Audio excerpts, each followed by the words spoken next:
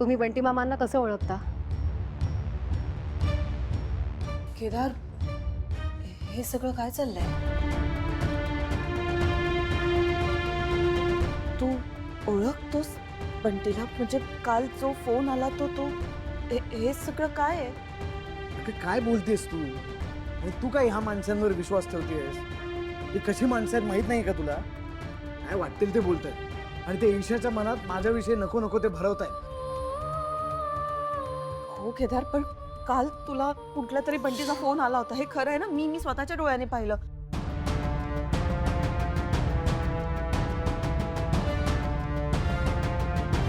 मग हे म्हणतात तू? हो, मला आला होता ना फोन. पण बंटी नावाचा जगात एकमेव माणूस आहे का? 4 मित्र आहेत माझे बंटी नावाचे. हे वाटतील ते आरोप करतायत ग. नको यांच्यावर विश्वास ठेवूस. नेत्रा, काय चालवलेस तू? आता ईशाला हाताशी धरून याच्या विरोधात कट रचतेस ना तू? काय तर म्हणे ईशाला समोरच्याच्या मनातलं ऐकू येतं तर मला कसं नाही कळलं? मी याच घरात राहते ना. अचानक कसं काय तिला समोरच्याच्या मनातलं ओळखू यायला लागलं? काय पुरावा आहे की तिला समोरच्याच्या मनातलं ऐकू येतं? उठता बसता तू जर केदारवरती आरोप करणार असशील ना आणि आम्ही ते ऐकून घेऊ असं तुला वाटत असेल ना, तर असं होणार नाही. पास झाला आता. मित्रा, मला कळत नाहीये तुला नक्की काय हवंय केदारकडून? का मागे लागलीयस त्याच्या?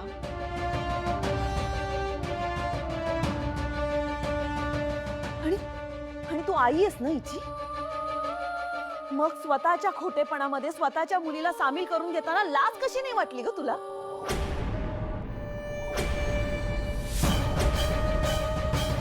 जाऊ दे रे केदार, आपण ना या माणसांच्या तोंडीच नको लागायला. चल आपण जाऊया इथून, चल. काकू थांबा प्लीज.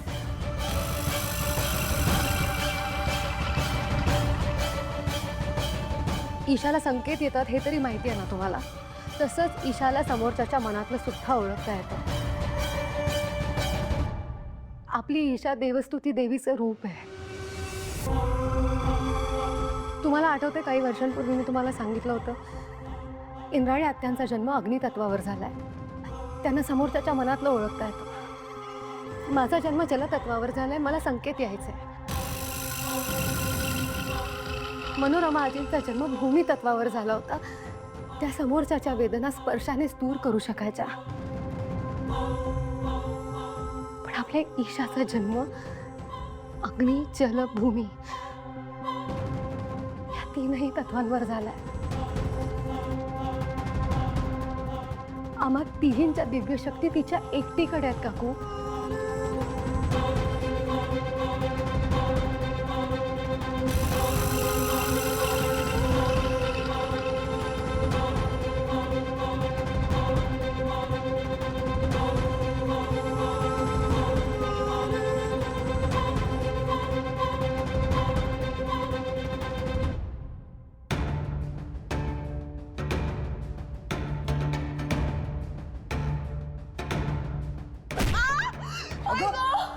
केतकी,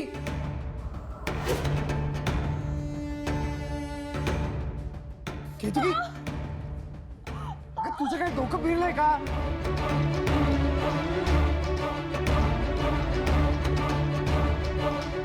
अद्वैत, अरे बघत काय उभा आहेस? समजाव ना तुझ्या बायकोला.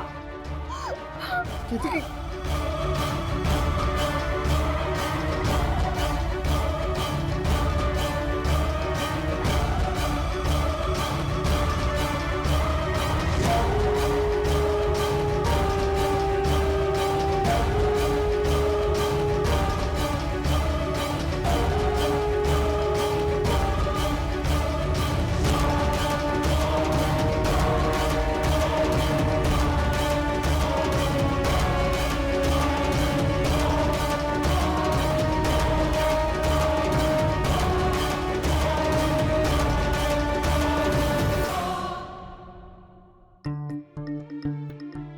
नेत्राचं बरोबर आहे.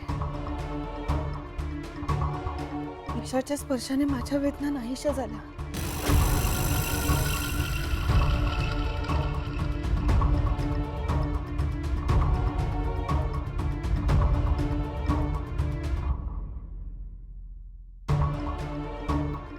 So sorry. मला हे करावं लागेल, पण आता तरी विश्वास ठेवा, ईशाकडे तीनही दिव्य शक्ती आहेत.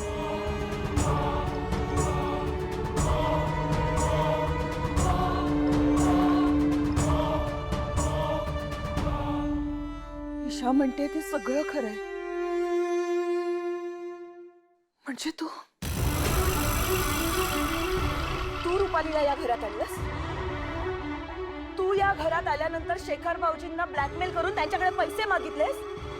याचाच अर्थ हे सुद्धा खरे की तू मैथिली ताईंना जीवे मारण्याचा प्रयत्न केलास आणि आजपर्यंत नेत्राने तुझ्यावर जे काही आरोप केले ते सगळं खरं होतं. ते सगळं खरं होतं.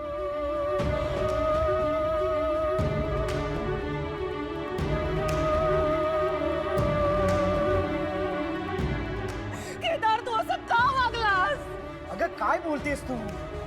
तुझा हिच्यावर विश्वास आहे, कळत कसं नाहीये तुला? मुळात या नेत्राला आणि दादाला मी घरात नकोय, म्हणून या छोट्या मुलीला हाताशी धरून यांनी दोघांनी बनाव रचलाय.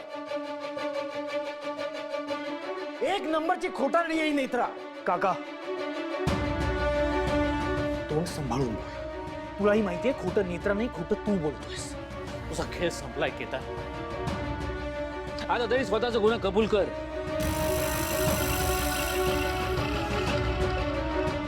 अरे आता तरी खरं बोल, नाहीतर खूप गंभीर परिणाम भोगावे लागतील. अरे काय बोलताय तुम्ही? तुमच्या अजूनही लक्षात येत नाहीये का? नेत्रांनी आणि दादानी मिळून नाटक केलंय हे. आणि मुळात या ईशाला तसं काही ऐकू येतच नाही, कारण मी मनात काहीच बोललो नाही. अजूनही खोटं बोलताय काका? नाही बोललात तुम्ही असं मनात?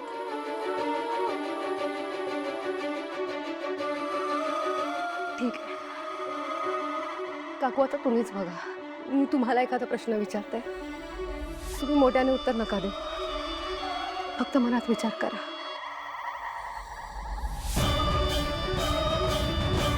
ईशा,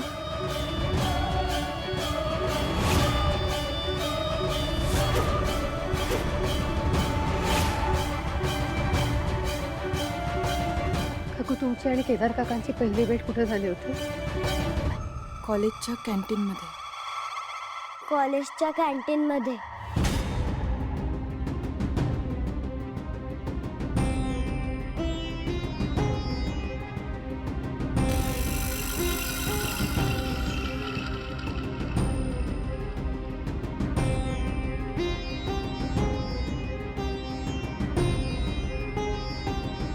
ईशा,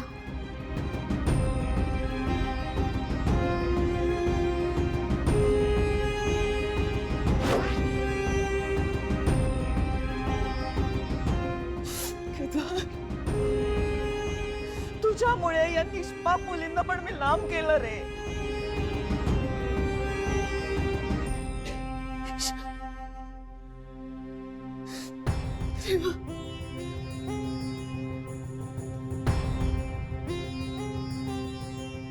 सॉरी, मी खूप वाईट वागले ना तुमच्याशी.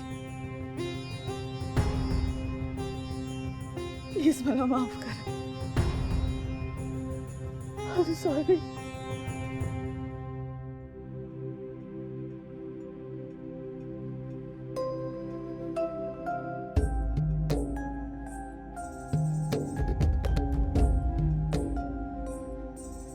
केदार, अरे काय करून ठेवलंयस तू हे? तुझ्यामुळे या घरातल्यांची, या सगळ्यांशी मी वाईट वागले, वाईट बोलले, त्यांचा तिरस्कार केला. तुझ्यामुळे माझ्या मनामध्ये सुडाची भावना निर्माण झाली. का? कारण मला तुला न्याय मिळवून द्यायचा होता.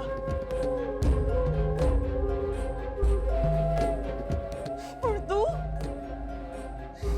माझ्यावर अन्याय केलास. तू माझाच विश्वासघात केला. तू परत आल्याचा आनंद एका क्षणात मातीमोल केलास रे. तुला हे घर उद्ध्वस्त करायचं होतं ना. तू या घराचं सुख, शांती, आनंद, प्रेम सगळं हिरावून घेतलंस आणि या घरात फक्त आणि फक्त द्वेष निर्माण केला.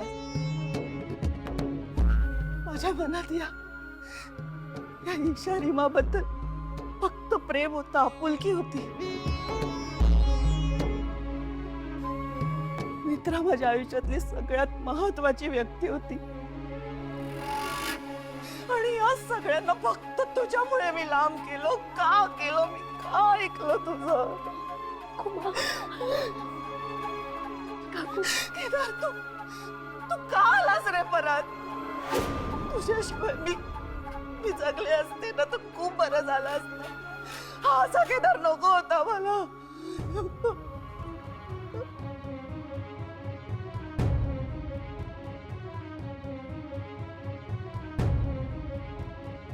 या सगळ्यात ना तुझ्यापेक्षा जास्त गुन्हेगार मी, कारण मी तुझ्यावर विश्वास ठेवला आणि या सगळ्यांवर अविश्वास दाखवला. हे सगळं करून काय मिळालं? आजचा दिवस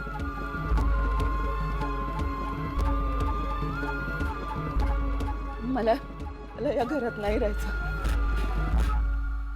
या घरात काय मला या जगातच नाही राहायचं. काकू प्लीज, काकू काकू प्लीज, तुम्ही कुठेही जायचं. सोड नेत्रा, प्लीज सोड मला. काकू काय करतेस तू? आणि कोणासाठी जीव देतेस? या माणसासाठी? लायकी तरी आहे का याची? मला नाही जगायचंय. मी जिवंत राहिले ना तर मला केदारचा चेहरा बघावा लागेल आणि मला ते नाही करायचंय. माझ्या चेहरे नाही होणार ते. मी नाही माफ करणार याला. तुम्ही प्लीज आधी शांत व्हा.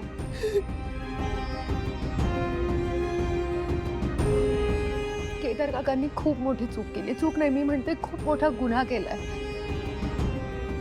त्यांनी तुमचा विश्वासघात केला. हे घर उद्ध्वस्त करण्याचा प्रयत्न केलाय त्यांनी. पण हे सगळं त्यांनी का केलं? तर बंटी मामांच्या शरीरात असलेल्या शतग्रीवच्या सांगण्यावरनं हे सगळं केलंय त्यांनी. त्याची त्यांना कल्पना सुद्धा नाहीये. शतग्रीव? कोण शतग्रीव? काका, मी या घरात आले कारण यांच्या जीवाला धोका होता. पण मग इथे आल्यानंतर मला हळूहळू रुपाली म्हात्रेचं खरं रूप कळायला लागला. खूप आशेनं आली आहे तुझ्याकडे. मला मदत करशील? कुणाच्या तरी जीवाला धोका आहे. ही अद्वैतची आई ममता. अद्वैत लहान असताना ममता आम्हाला सोडून देवाघरी गेली.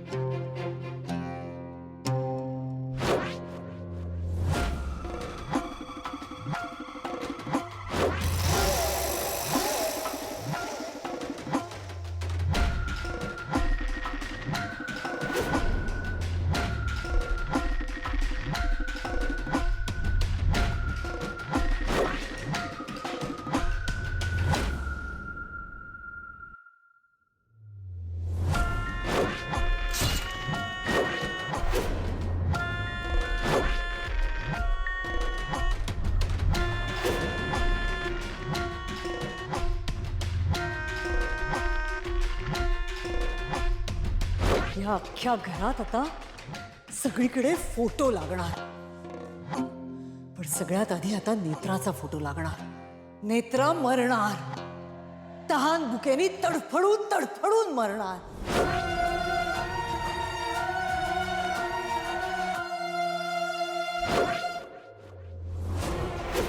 हे बिंडोक राजाध्यक्ष, सांग तुझ्या लाडक्या सावत्र बहिणीला.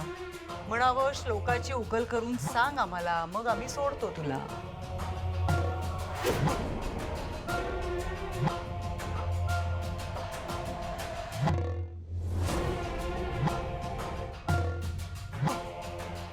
सगळ्यांनी इथून जा, नाहीतर काकू नाही. पुढे आलात ना खबरदार, नाहीतर मी गळा चिरेन माझा.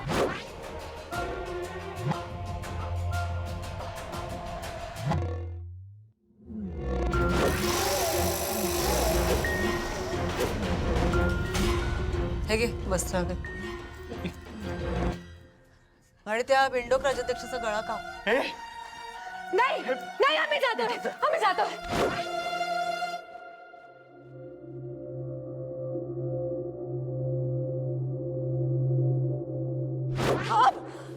माझा अंश वाढतोय तिच्या पोटात. आणि तो माझ्या समोर जन्माला यायला हवा.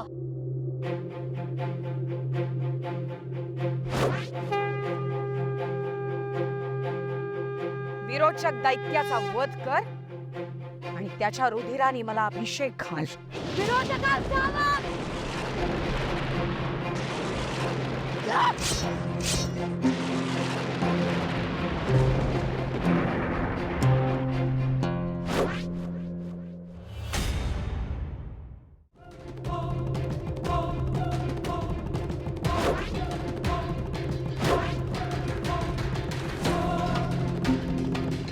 शतग्रीवला हा आत्मा भेट देत आहे.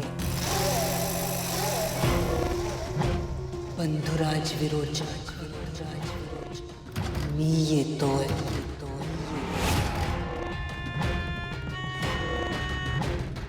आता कळलं तुला शतग्रीव कोण आहे?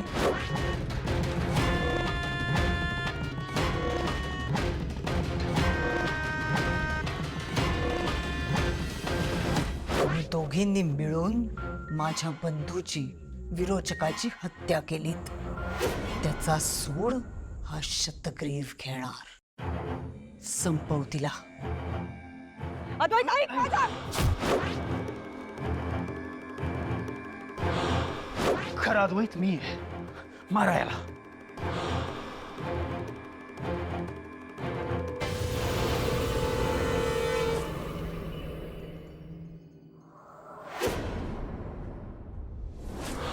माझ्या रीमाला परत द्याय. रीमा नाहीये ती, विरोचक पुत्र कंपन.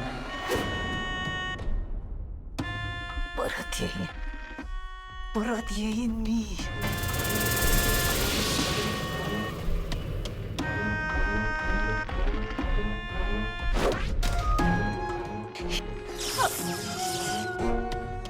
ईशा आता माझी.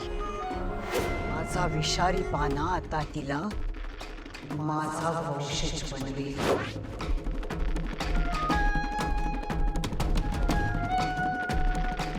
आता तुझ्यावरची संकट जरी टळलेली असली तरी तुझी जबाबदारी अजून संपलेली नाही. आता वेळ आहे मैथिलीला आधार देण्याची. तुम्ही आमच्या बरोबर चला, पुण्याला या. थांब, मी तुला गाठणारच, कारण शतग्रीव होणं ही तुझी नियती आहे.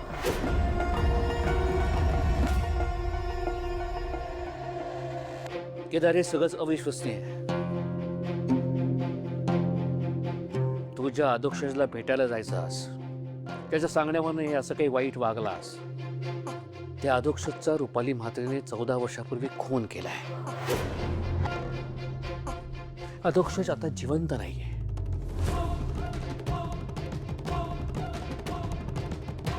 त्या अधोक्षजच्या बंटीचा ताबा शतग्रीव नावाच्या राक्षसानं घेतलाय. शतग्रीव. आणि या शतग्रीवाचं एकच ध्येय, मैथिलीला संपवणं. म्हणून आम्ही शतग्रीव समोर यायची वाट बघत होतो.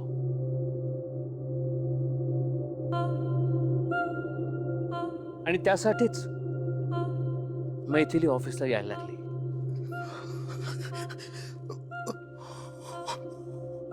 हो, त्यांनी मला सांगितलं होतं. मला मैथिली जिवंत नकोय. मी सांगतो तसं केलं नाहीस ना, तर तुझ्या डोक्याची 100 शकलं करीन, लक्षात ठेव. त्यांनी मला हे आम्हीच दाखवलं होतं की मी तुला राजाध्यक्षांच्या सगळ्या संपत्तीचा मालक करेन, असं सांगितलं होतं त्यांनी मला.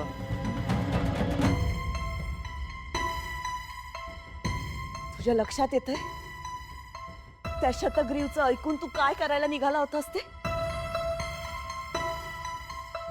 तुला ही संपत्ती हवी होती ना, हे घर उद्ध्वस्त करायचं होतं ना, मैथिली ताईंचा जीव घ्यायचा होता ना. कशासाठी? पैशासाठी, प्रॉपर्टीसाठी. केदार, अरे तू शतग्रीव एक राक्षस आहे. त्याने तुझा जीव कधी घेतला असता ना, तुला कळलं सुद्धा नसतं. त्याला मैथिलीला मारून मैथिलीच्या शरीराचा ताबा घ्यायचा होता आणि त्यानंतर ह्या घरात येऊन प्रत्येकाला संपवलं असतं आणि त्यात तूही असतास.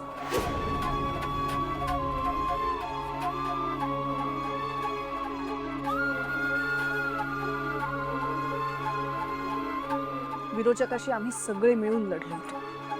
त्याला विरोचकाच्या वधाचे सूड घ्यायचं आहे. काका, ही माणसांमधली लढाई नाही आहे. ही लढाई सूर आणि असुरांमधली आहे.